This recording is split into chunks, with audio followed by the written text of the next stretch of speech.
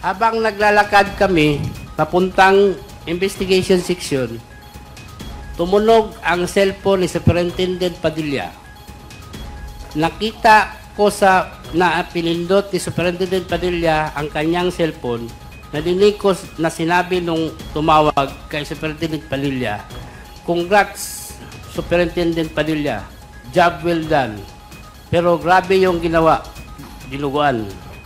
Tawag sa mobile phone ug tingog ang basihan sa konbiktadong murderer nga si Leopoldo Tan sa dihang iyang gitudlo si kanhi Presidente Rodrigo Duterte nga mao'y utok sa pagpatay sa tulo ka konbiktadong Chinese nationals sulod mismo sa Bartolina sa Davao Prison Farm kon mas dailhan nga Dapicol. Giila ang mga namatay nga Chinese nationals nga sila si Lee Alanian kon alias Jack Lee, Cho Kentong alias Tony, Wong Menping alias Wang Mengping. Gipatay ang mga Chinese nationals nitong Agosto 11 tuig 2016 sa kamot nilang magdadaroog ni Tan nga puros na sintensyahan sa kasong pagpamaligya og droga, pagpatay ug paghupot sa ilegal nga mga pistola. Sila ang hinungdan sa madugong krimen sulod sa disciplinary dormitory kon Bartolina sa Dapicol. Si Leopoldo Tan ug si Fernando Magdadaro nga anaa karon sa Service Support Company sa Philippine Military Academy sa Baguio City miadto sa committee hearing sa Quad Committee sa Kongreso. Duha ka mga pinreso ang nahimong saksi sa committee sa ilang hearing niadtong Huwebes,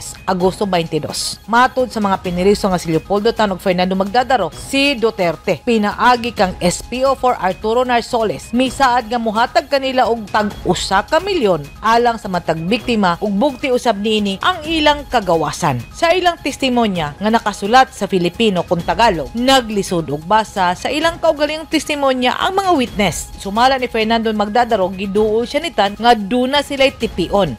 Pagkatapos ay 2 araw ng incident,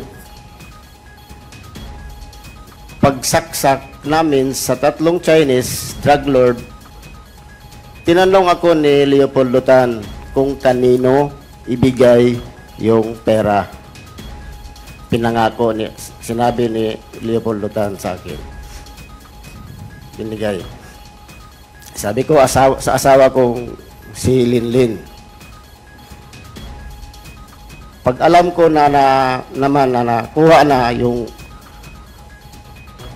1 milyon noong dumalaw siya sa akin.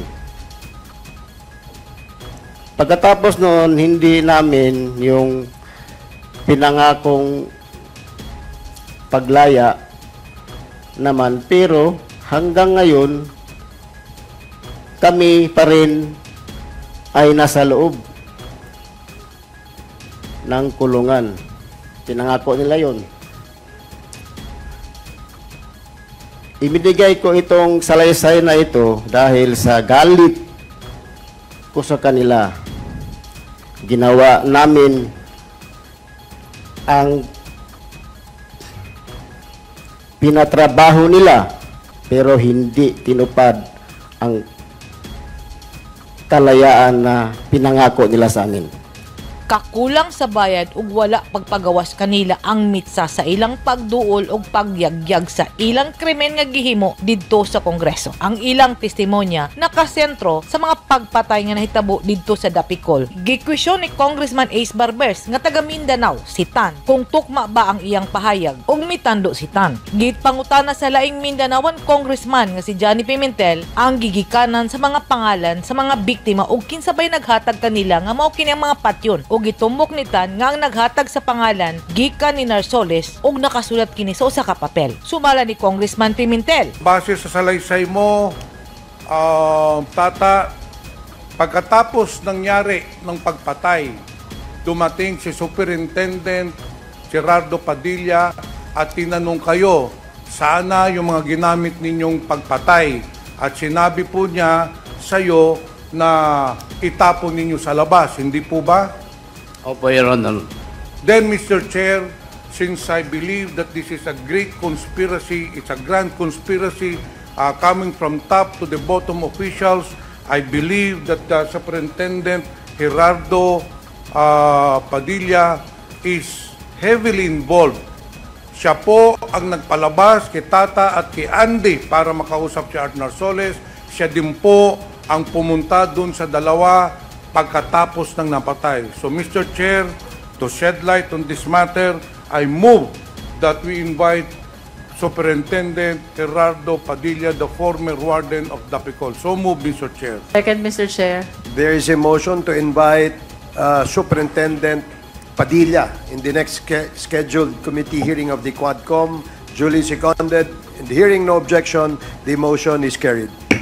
Bisan pa sa ilang kriminal nga record ug kagikan, giseryoso sa mga kongresista ang mga testimonya sa mga preso tungod kay bugat kuno ang mga aligasyon. Nakahukom ang komite nga imbitahon si kanhi Presidente Rodrigo Duterte aron mahatagan og katin-awan ng ilang pagdungog og dili lang kana. Dunay isa ka kongresista nga miingon, sa totoo lang po, ito yung first time ko na talaga makakita ng pumatay. And I would like to say that any administration does not have any right to kill whoever he might be without any due process of law. Yan po ang nais kong sabihin.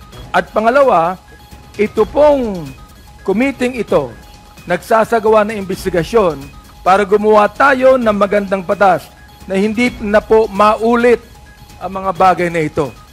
Gusto ko ring sabihin kay Senador Bato de la Rosa na sana mag-appear na siya dito para hindi na yung gagamitin niya ang media para magsalita pa tungkol dito.